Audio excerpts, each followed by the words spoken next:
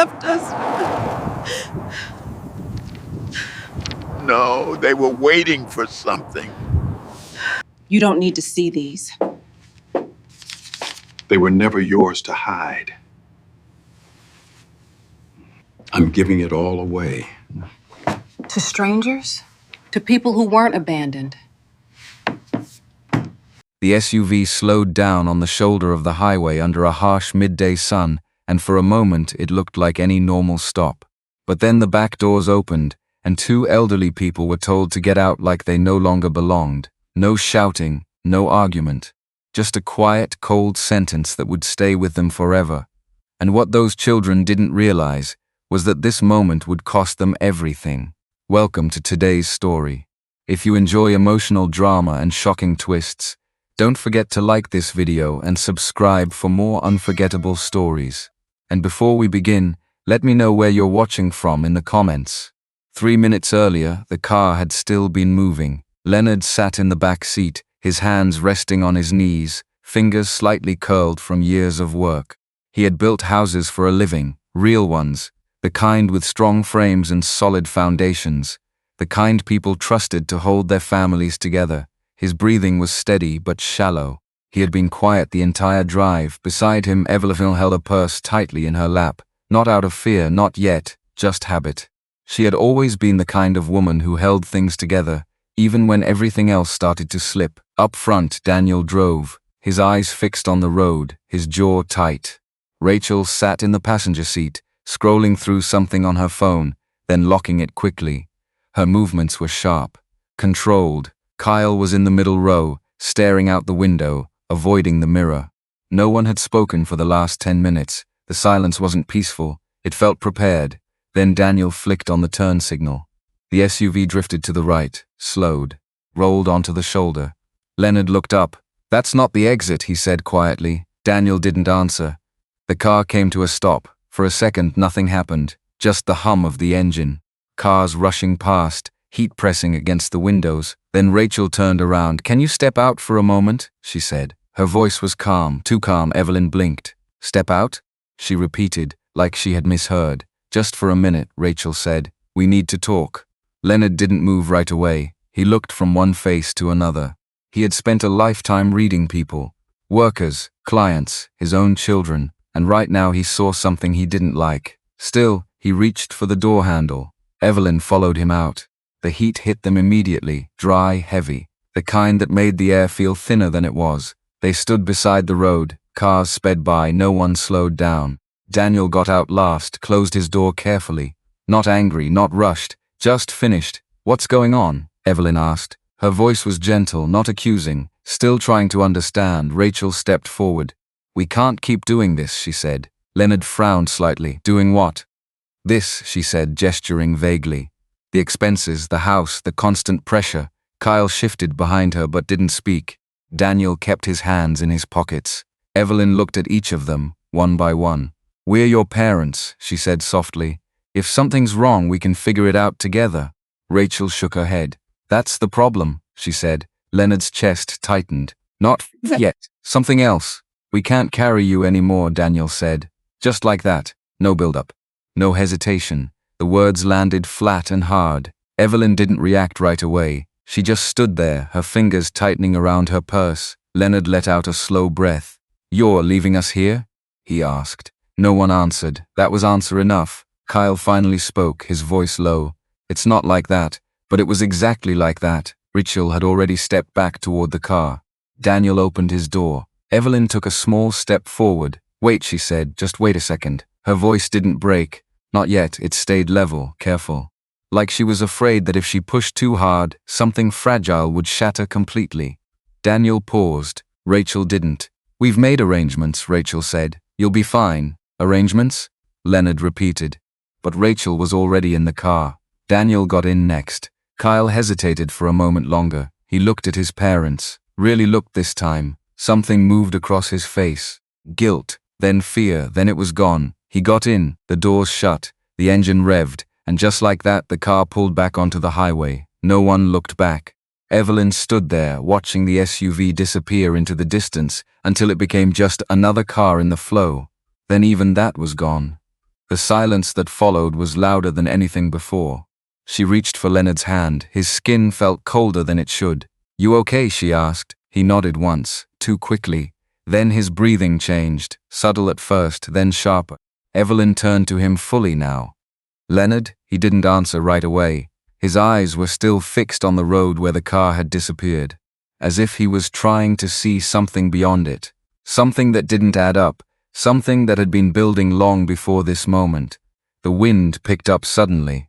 A paper bag near their feet tipped over, old documents spilled out across the gravel, envelopes, folded papers, some unopened. One of them slid open, a letterhead caught the light. Legal, official. Evelyn froze. Leonard looked down at it too, and for the first time his expression changed. Not just pain, recognition. His hand tightened in hers, then his knees gave out. He collapsed onto the side of the road. "Leonard!" Evelyn dropped beside him, her heart racing now. His breathing was uneven, struggling. Cars rushed past. No one stopped. Evelyn held his face in her hands. "It's okay," she whispered, even though it wasn't. "I'm here." But her eyes kept flicking back, to those papers scattered in the dust, to the envelope that had never been opened, to the look on Leonard's face just before he fell.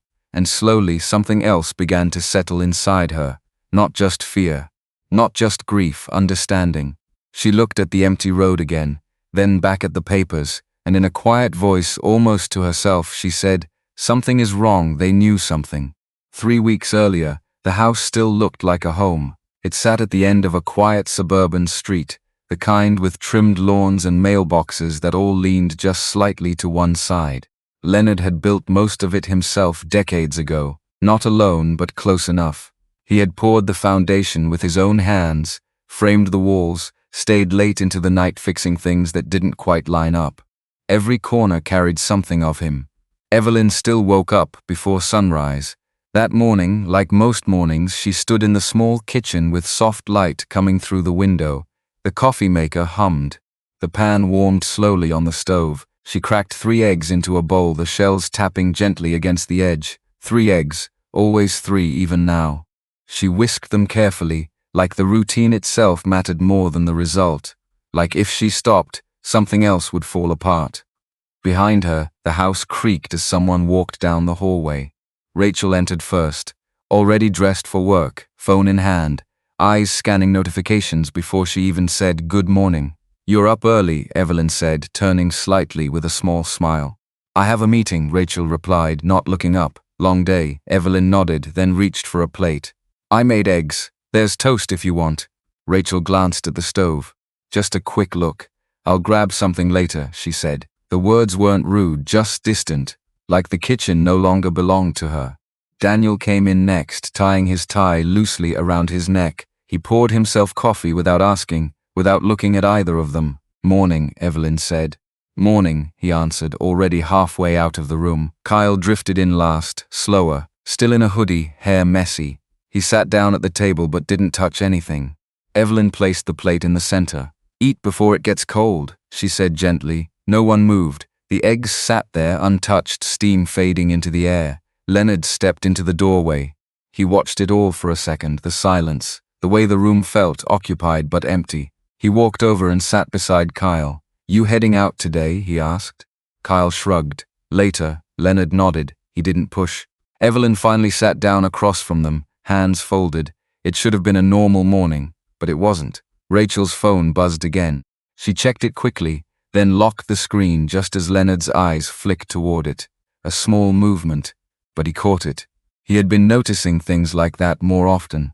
Little pauses, quick glances, things that didn't quite sit right. The mail had been lighter lately, or maybe it just wasn't making it to the table anymore. Evelyn used to sort it every afternoon. Bills, letters, ads, the usual. Now Rachel handled it, said it was easier that way. Less confusion, she had explained once. At the time, it had sounded reasonable. Now it felt different. Leonard reached for his coffee. "Anything come in yesterday?" he asked, keeping his tone casual. Rachel didn't hesitate. "Just bills," she said, too fast. Daniel took a sip of coffee, eyes still on the counter. Kyle shifted in his seat. Leonard nodded slowly, like the answer made sense, but something in his chest tightened just a little. Not pain, not yet, just pressure. Evelyn noticed it, not the question, the feeling behind it. She had lived with Leonard long enough to read what he didn't say. "You should rest more," she said softly. "You've been up late." "I'm fine," he replied. But he wasn't thinking about sleep. He was thinking about a name, a law firm. He had seen it once, just for a second. A white envelope on the counter 2 weeks ago. Clean, official, not like the usual mail. Before he could ask, Rachel had picked it up, said it was nothing. He hadn't pushed then. Now he wished he had. Rachel grabbed her bag. "I have to go," she said, already moving toward the door. Daniel followed right after her. Kyle stayed a moment longer, staring at the plate of eggs. Then he stood up too. "I'll eat later," he muttered. And just like that, the kitchen emptied. Evelyn sat there, hands still folded, eyes on the untouched plate. After a few seconds, she reached over and turned off the stove. The silence settled again. Different this time. Heavier. Leonard leaned back in his chair. "Did that feel normal to you?" he asked. Evelyn didn't answer right away. She looked at the doorway, at the space where their children had just been. "No," she said finally, "it didn't." Leonard nodded. He hesitated, then spoke again. "Did we receive anything from the law firm?" Evelyn turned to him. "What law firm?" "The one I saw a couple weeks ago," he said. "White envelope. Name printed on it." Evelyn frowned slightly. "I don't remember seeing that." Leonard exhaled slowly. "I might be wrong," he said. Maybe it was nothing. But even as he said it, he knew it wasn't nothing. Evelyn watched his face. "You don't sound unsure," she said quietly. He didn't respond. The house felt different now. Not just quiet, controlled. Evelyn stood up and walked toward the hallway. Something pulled her there. A feeling she couldn't quite name. As she passed the small table near the entrance, she noticed the mail tray. Empty. Too empty. She stood there for a moment, staring at it. Then, without thinking, she opened the drawer beneath it. Inside were a few old envelopes, coupons, a utility bill, and one corner of something thicker. She reached in. But before she could pull it out, the front door opened. Rachel stepped back in. Her eyes went straight to Evelyn's hand, and for the first time there was no calm in her voice. "Why are you going through that?" she asked. Evelyn slowly closed the drawer. "I was just looking for the electric bill," she said. Rachel didn't move, didn't blink. "I told you I handle the mail now." The words hung there, not loud, but sharp enough to cut through everything else. Evelyn nodded gently. "I know," she said. "I just didn't want to bother you." Rachel stepped closer. "You should," she said. "That's the point." Leonard had followed quietly into the hallway. He stood behind Evelyn now, watching Rachel, watching the way she stood between them and that drawer. And suddenly the question in his mind didn't feel small anymore. It felt like the beginning of something much bigger, something that had already been set in motion. He looked at Rachel, then at the drawer, and this time he didn't let it go. "What's in there?" he asked. Rachel's expression didn't change, but her answer came just a second too late. Rachel's answer came, but it didn't feel like an answer. "Just old bills," she said, her voice flat now, stripped of the morning softness she usually kept in place. "Things that don't matter anymore." Leonard didn't move. He stayed where he was, one hand resting lightly against the wall, eyes steady on her face. He had spent his whole life reading small details. Measurements, angles, cracks in wood that didn't show until you knew where to look. He saw it now, not in what she said, in what she avoided. "Let me see them," he said quietly. Rachel shook her head before he even finished. "There's nothing to see." Evelyn glanced between them. The air had changed again. Thinner, sharper, like something invisible had just been pulled tight between them all. "It's just paperwork," Rachel added, a little faster this time. "I'm organizing everything. You don't need to worry about it." Leonard let out a slow breath. "It's my house," he said. Not loud, not angry, just a statement. Rachel's jaw tightened slightly, "and I'm trying to keep it that way." That landed harder than she expected. Even she seemed to hear it after it left her mouth. For a second, no one spoke. Kyle shifted in the living room. The television was still on, muted, flickering light into the hallway. He hadn't left after all. He was listening. Evelyn stepped forward, placing her hand lightly on Leonard's arm, a quiet signal. Not to stop him, just to steady the moment. "We're not trying to make things difficult," she said softly. "We just want to understand." Rachel looked at her, and for a brief second something flickered there. Not guilt exactly. Something closer to pressure. Like she was holding more than she could comfortably carry. "You wouldn't understand," she said. Leonard's eyes narrowed slightly. Then explain it. She didn't. Instead, she reached past Evelyn, opened the drawer herself, and pulled out a stack of envelopes, thicker than bills, official, sealed, some already opened, others still untouched. She held them tightly.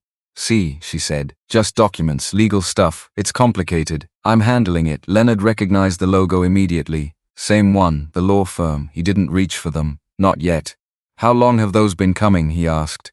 Rachel hesitated. "Not long." Too vague. "How long?" he repeated. Daniel's voice came from behind them. "Does it matter?" He had stepped back inside without anyone noticing. His jacket was off now, sleeves rolled slightly, like he had already decided this conversation was going to take time. "It matters if it's mine," Leonard said. Daniel leaned against the wall, arms crossed. "It's not about ownership, Dad. It's about responsibility." Evelyn felt her stomach tighten. That word again. Responsibility. It had been coming up more and more lately, always in the same tone, like a burden that needed to be managed. "We've been trying to figure things out," Daniel continued. "Expenses are going up, medical bills, utilities, food, everything." Evelyn looked at him. "We've always managed before. Before is not now," Rachel said quickly. "Things are different." Kyle appeared in the hallway now, standing a little behind Daniel. He didn't say anything, just watched. Leonard took a step closer. "What's in the letters?" he asked. Rachel exhaled sharply. "It's not finalized. That was new. Not nothing, not just paperwork, something unfinished." "What's not finalized?" Leonard pressed. Rachel looked at Daniel. Daniel gave the smallest nod. That was enough. "It's about an estate," she said. The word sat heavy in the air. Evelyn blinked. "What estate?" Rachel's voice dropped slightly. "Something from your side of the family. We're still confirming details." Leonard felt something shift inside him, a memory half-formed, names he hadn't thought about in years, conversations that never quite finished. "Why didn't you tell me?" he asked. Rachel didn't answer right away. Daniel did. "Because we didn't want to raise false hope." Leonard stared at him. "Hope for what?" Daniel shrugged. "For something that might not even be yours." Evelyn looked from one child to the other. "Then why keep it from him?" Rachel's voice sharpened again.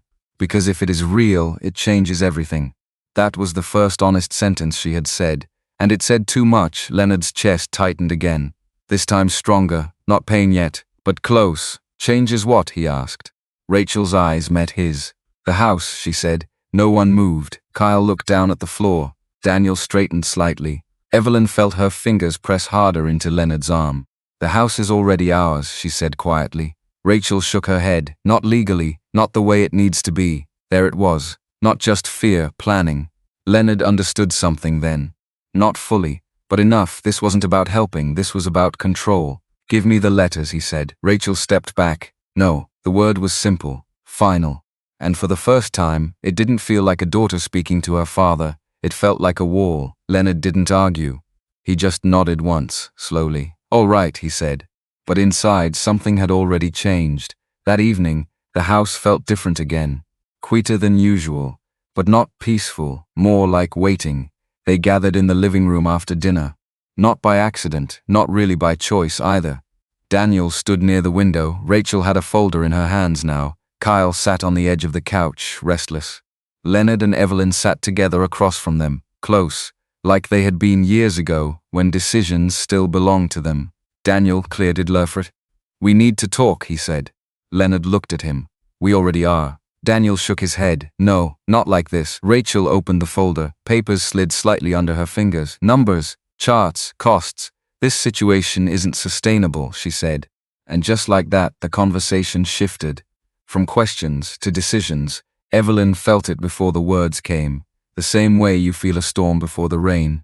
And when Daniel finally spoke again, it confirmed everything she had been afraid to name. "We've been looking at options," he said. "Options?" Leonard didn't interrupt. Rachel didn't hesitate this time. "There's a care facility," she said. The room went still. Kyle looked away. Evelyn's hand tightened around Leonard's, and Leonard didn't react, not outwardly. But something behind his eyes went quiet in a way that hadn't been quiet before. Not confusion, not anger.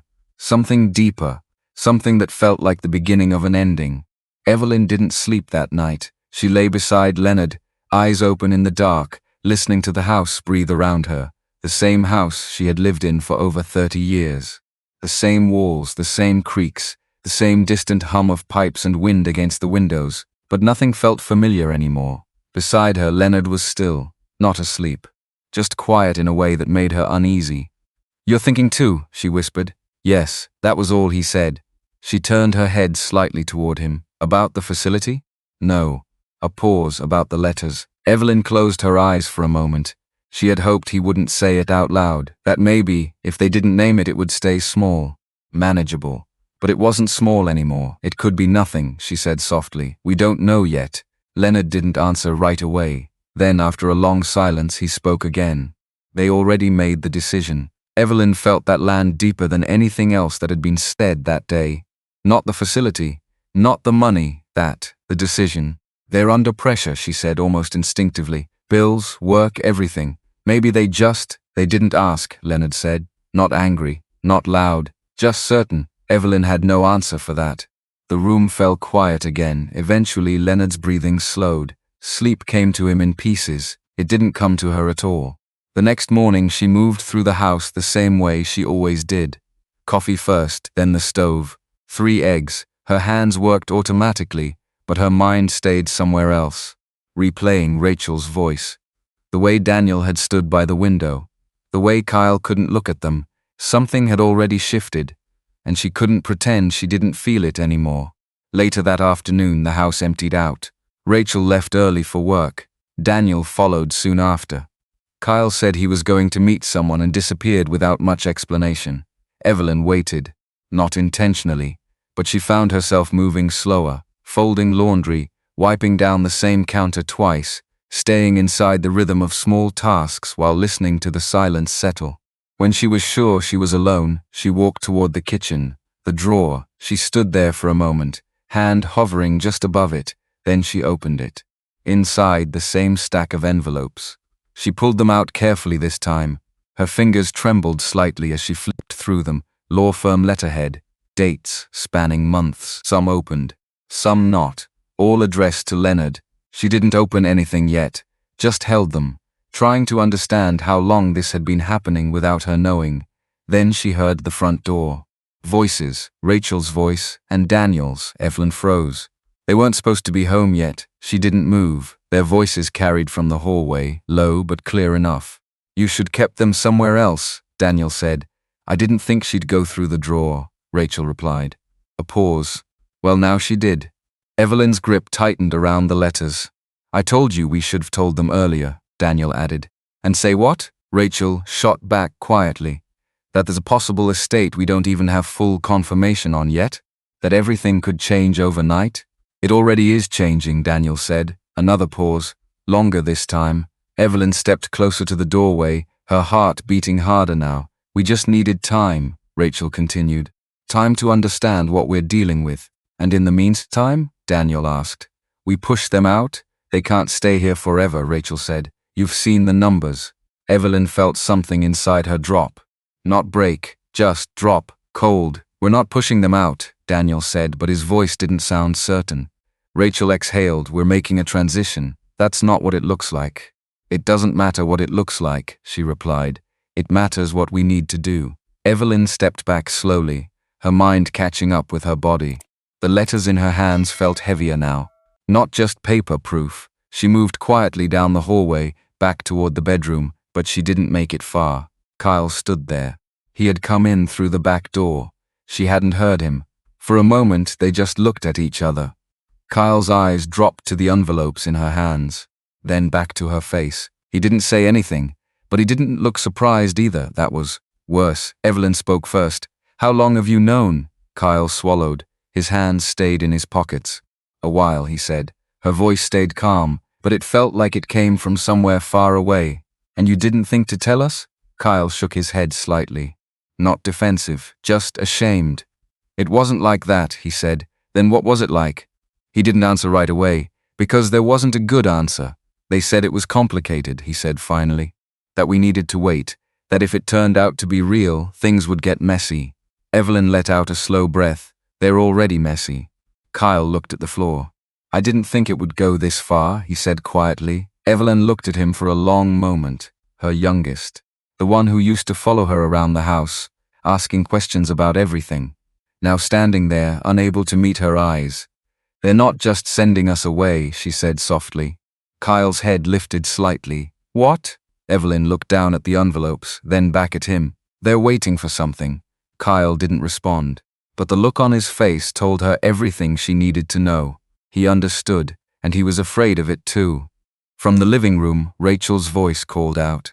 "Kyle, you're home?" He hesitated, just for a second, then he walked past Evelyn without another word, leaving her standing there, alone, holding the truth in her hands, and realizing that whatever was coming next had already been planned long before they were meant to find out. The heat pressed down harder now than it had a few minutes ago. Evelyn stood at the edge of the highway, one hand gripping Leonard's shoulder as he leaned heavily against the low concrete barrier. The sound of traffic never stopped. Cars rushed past without slowing, engines loud, wind sharp against her face. Leonard's breathing had changed, not just tired, wrong. "Sit," she said, gently guiding him down. "Just for a minute." He didn't argue this time. That worried her more than anything. Leonard had always been the kind of man who pushed through discomfort, who stood up even when he shouldn't, who fixed things instead of waiting for help. Now he sat quiet. His chest rose unevenly, his hand trembled slightly as it rested on his knee. "I'm all right," he murmured, but he didn't look at her when he said it. Evelyn crouched in front of him. Her eyes searched his face, reading every line, every change in color. She had spent decades learning how to see what others missed. His lips were pale. "Did you take your medication this morning?" she asked. He nodded once. "When was the last time you had water?" A pause. "I don't remember." That answer hit her harder than anything else. She reached into her bag quickly, pulled out the small bottle she had filled before they left the house. She pressed it into his hand. "Drink," he did, slowly, like each swallow took effort. Evelyn stood up and looked at the road. Cars, trucks, people going somewhere. No one looking, no one slowing. She stepped forward closer to the edge and raised her arm. The first car didn't stop. The second didn't either. She kept her arm out. Her body felt small against the speed of everything moving past her, but she didn't lower it. Behind her, Leonard shifted slightly. "Evelyn," he said. "Stay where you are," she replied, not turning around. Another car passed, then another. The sound blurred together. Heat rising off the pavement, air thick and unmoving. She closed her eyes for just a second, not to rest, to focus. "Please," she whispered, barely audible even to herself. "Just one person." She opened her eyes again. A car further down the road slowed, not much, just enough to notice it was old, faded paint, nothing expensive. It pulled to the side about 30 feet ahead, hazard lights blinking. For a moment, Evelyn didn't move. She had been ready for no one to stop. Now someone had. The driver's door opened. A woman stepped out, mid-40s maybe, practical clothes, no hesitation in the way she looked at them. She walked toward them quickly, eyes already taking in the situation. "Are you all right?" she asked. Her voice wasn't soft, but it wasn't cold either. It was direct. "Grounded my husband," Evelyn said, stepping back toward Leonard. "His heart, he needs to rest. We've been walking." The woman nodded once, already crouching beside Leonard. "Sir, can you hear me?" she asked. Leonard looked at her, blinking slowly. "Yes, good. We're going to get you into the car, all right?" Nice and easy. She didn't wait for permission. She slid one arm behind his back, the other under his arm, steady and practiced. "I've got you," she said. Leonard hesitated. Evelyn saw it, that small instinct, pride, the reflex to say no, to stand up on his own. But it passed. He nodded. "All right." Together they moved him carefully to the car. Evelyn followed close, holding the bag, watching every step, every breath. The woman opened the back door, helped Leonard sit, adjusted his position so he could lean back comfortably. Then she turned to Evelyn. "Get in," she said. "We're going to the hospital." Evelyn hesitated for half a second. Hospital meant questions, names, details, but she looked at Leonard again, and there was no choice. She got into the front seat. The car pulled back onto the road, merging into traffic with quiet confidence. For a few minutes, no one spoke. The woman kept her eyes on the road. Evelyn kept turning back to look at Leonard. His eyes were half closed now, his breathing still uneven, but a little steadier than before. "Thank you," Evelyn said finally. The woman nodded once. "I'm Maria." Evelyn nodded back. "Evelyn, and your husband, Leonard?" Maria glanced at the rearview mirror, studying him briefly, Then she looked at Evelyn. "You don't look like you belong out there," she said. It wasn't judgment, just observation. Evelyn didn't answer right away. She looked out the window, buildings passing now, signs, the edge of the city coming closer. Then she spoke. "Our children left us," she said. The words aimed quieter than she expected. But once they were out, they didn't feel strange. They felt true. Maria didn't react the way Evelyn had feared.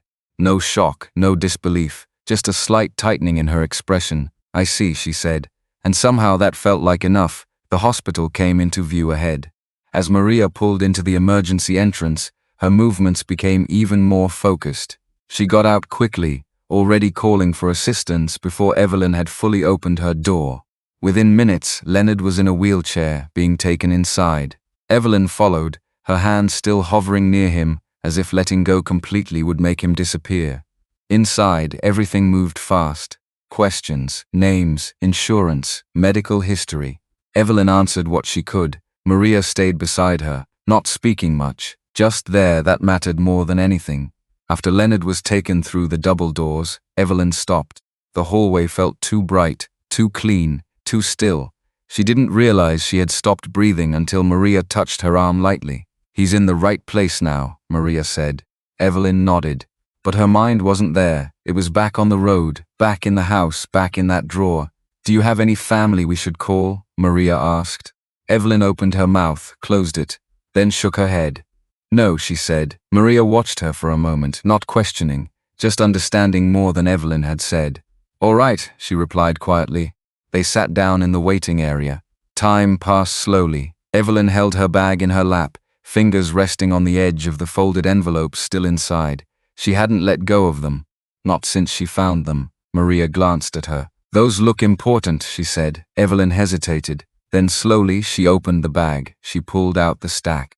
Maria leaned slightly closer, reading the top envelope without touching it. The name, the firm. Her expression changed, subtle, but real. "Where did you get these?" she asked. Evelyn looked at her. "At home," she said. "They weren't meant for us to see." Maria didn't answer right away. She stared at the letterhead, then back at Evelyn. "I've seen that firm before," she said slowly. Evelyn's breath caught.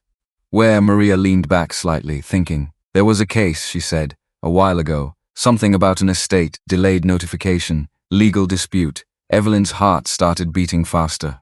"Delayed," she repeated. Maria nodded. "They handle inheritance cases. Large ones sometimes." Silence fell between them. Evelyn looked down at the envelopes in her hands, then back up. And for the first time since the road, the pieces started to come together, not fully, not yet, but enough to feel the shape of something much bigger, something that had been hidden, something her children already knew. She tightened her grip on the letters and whispered, almost to herself, they knew. The waiting room clock moved slower than anything Evelyn had ever watched. Every second stretched, every sound felt louder than it should. Footsteps, distant voices, the soft hum of machines behind closed doors.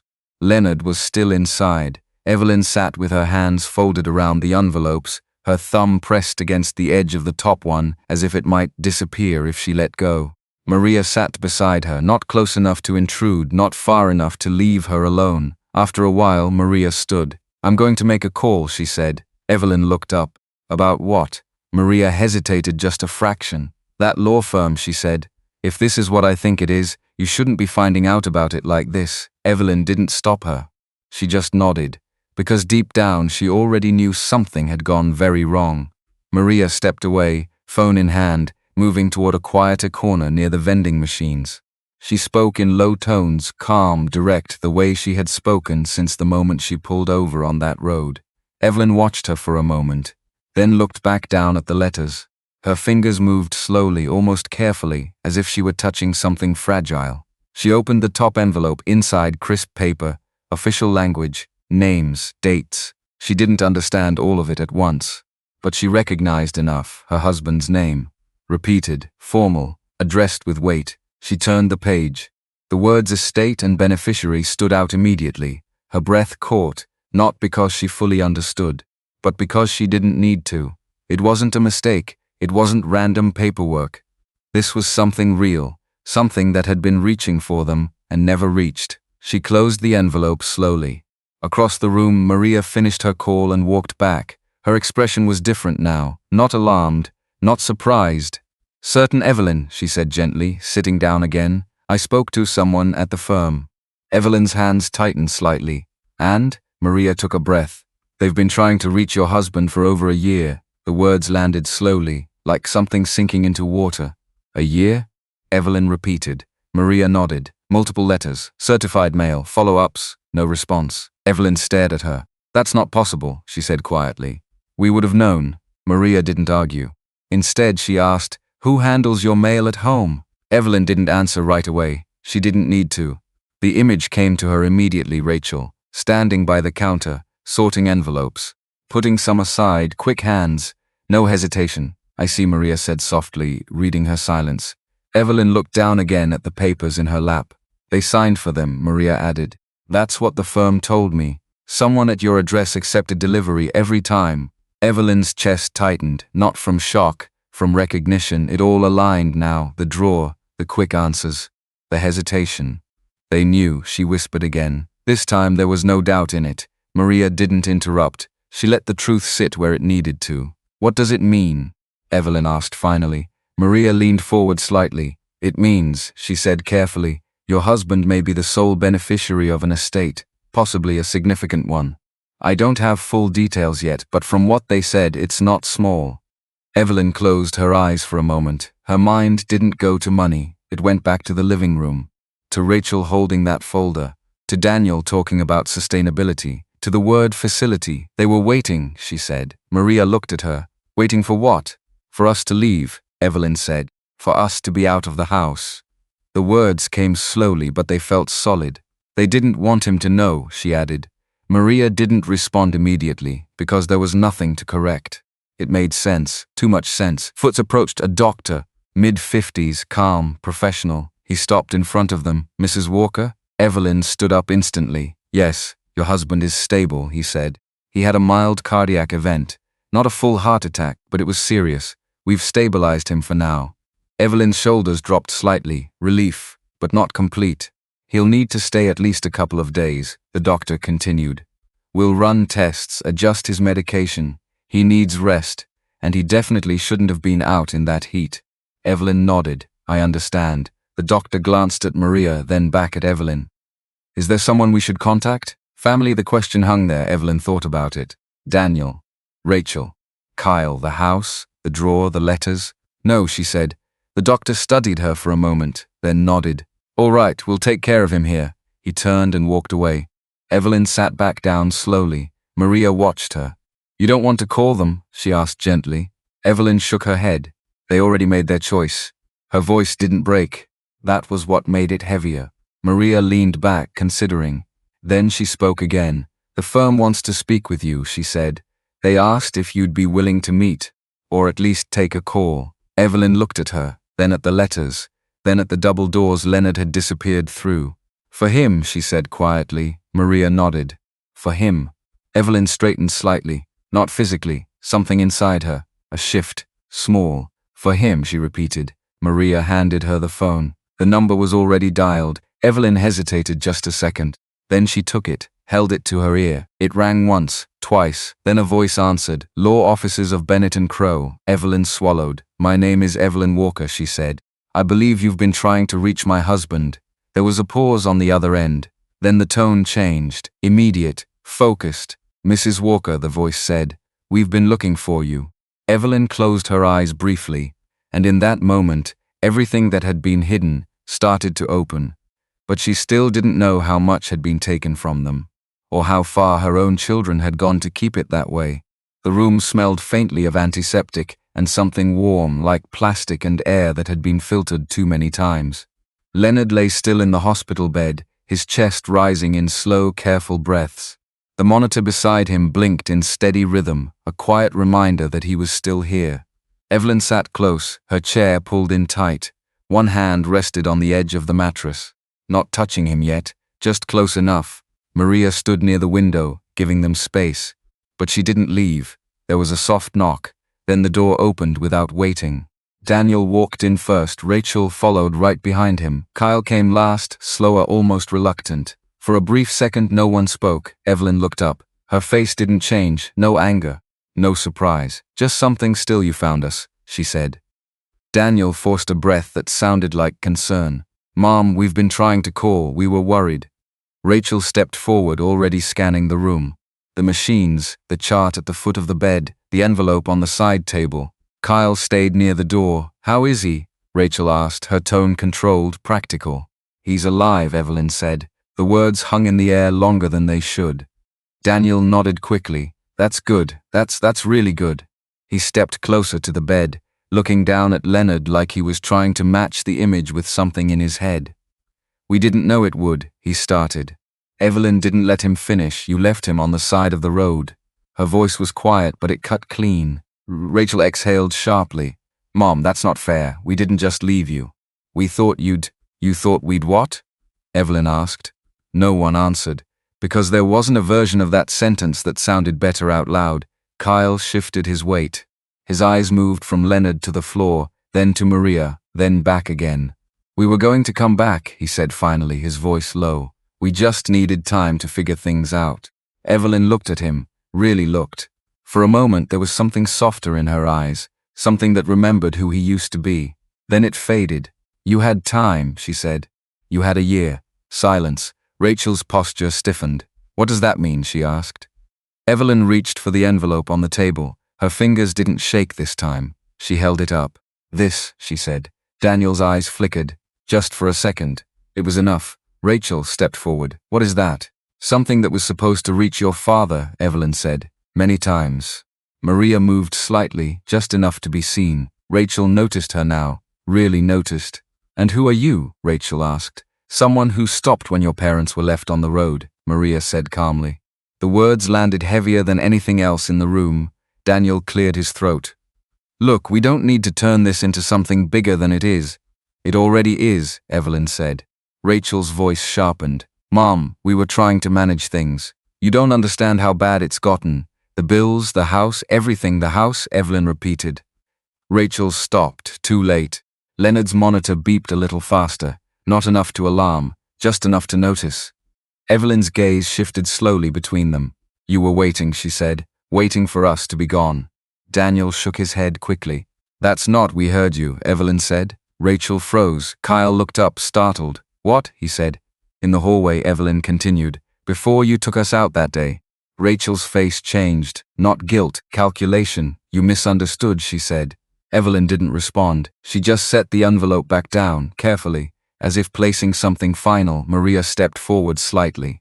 The law firm has already confirmed the letters were received and signed for at your home. Rachel turned to her, sharp now. You have no right to be involved in this. I didn't get involved, Maria said. I found them. That was the difference. Kyle's breathing grew uneven. I didn't know about the letters, he said quickly. I swear I didn't. Rachel handled all that. Rachel turned on him. Stop talking. The room shifted. Something broke open. Daniel ran a hand through his hair. This isn't helping. Dad needs rest. We can talk about everything else later. No, Evelyn said, just one word. But it stopped everything. Leonard's hand moved slightly on the bed. Barely, but enough. Evelyn leaned forward instantly, her hand finally finding his. I'm here, she whispered. His eyes didn't open, but his fingers curled faintly around hers. The monitor steadied again. Rachel watched it. Then looked at the envelope, then back at Evelyn. What do you want? She asked. Evelyn looked at her daughter. For the first time there was something clear in her expression. Not anger, not even hurt, distance. We already lost what mattered, she said. Daniel frowned. Mom, you didn't leave us, Evelyn continued quietly. She paused, then finished. You replaced us. The words landed differently now, not loud, but final. No one spoke, even Rachel had nothing ready. Maria stepped closer to Evelyn's side, not to intervene, just to stand there, because someone had to. And in that moment, for the first time, Evelyn wasn't alone in the room, but the silence didn't last, because Daniel's eyes dropped again to the envelope. And this time, he reached for it. The lawyer's office was quiet, not cold, just still in a way that made every word feel heavier. Leonard sat in a chair by the window, thinner now, his hands resting calmly on his knees. Evelyn stayed beside him, not hovering, just there. Across the table, Daniel and Rachel sat stiff, eyes locked on the folder in front of the attorney. Kyle sat a little apart, shoulders curved inward, like he didn't belong in either place anymore. Maria stood near the wall. She hadn't planned to be part of this, but somehow she was. The lawyer opened the file. Mr. Hayes has made the decision not to pursue criminal charges, he said. Daniel exhaled first. Rachel followed. The relief was small, but it showed. Then the lawyer continued. However, there has been a complete revision of his will. The room shifted again. Leonard didn't look at his children. He kept his gaze forward, steady, like he had already walked through this moment long before arriving. The estate, the lawyer said, including the house, savings, and inherited assets, will not be passed to any immediate family members. Rachel's breath caught. What? Daniel leaned forward. That doesn't make any sense. The lawyer didn't pause. All assets will be transferred into a non-profit trust. The purpose of the trust is to fund housing and care services for elderly individuals who have been abandoned or neglected by their families. Silence fell hard. Kyle's head dropped. Rachel shook her head, almost laughing, but there was no humor in it. You're serious? Leonard spoke then. His voice was weak, but it didn't shake. I am. Daniel stared at him. You're giving everything away? To strangers? Leonard finally turned his head. No, he said quietly. To people who were treated like strangers by their own. That landed deeper than anything else. Rachel leaned back, arms crossing tightly. So that's it? You punish us, and that's supposed to fix everything? Leonard didn't answer right away. Evelyn did. This isn't punishment, she said softly. This is what's left after everything else is gone. Kyle looked up, eyes wet now. I didn't know it would go this far, he said. I didn't think you'd. You didn't think at all, Daniel snapped. Kyle flinched. I'm sorry, Kyle said again, but this time it wasn't to his brother. It was to the two people sitting across from him. Leonard watched him. For a moment something softened, but it didn't erase anything. Sorry doesn't rebuild what you walked away from, Leonard said. But it's a place to stand if you're willing to stay there. Kyle nodded slowly. He didn't argue. He didn't look for a way out. Rachel didn't speak again. She just sat there, face tight, calculating something that no longer mattered. Daniel leaned back, defeated in a way he didn't understand yet. The lawyer closed the file. It's done, he said. And it was. Weeks later, the building stood quiet at the edge of a small town. It wasn't large, just simple, clean, warm in a way that didn't come from money.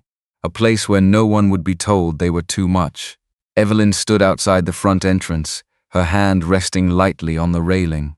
Inside, a few elderly residents moved slowly through the common room. A nurse laughed softly at something one of them said. Maria stepped out beside her. It's already helping people, she said.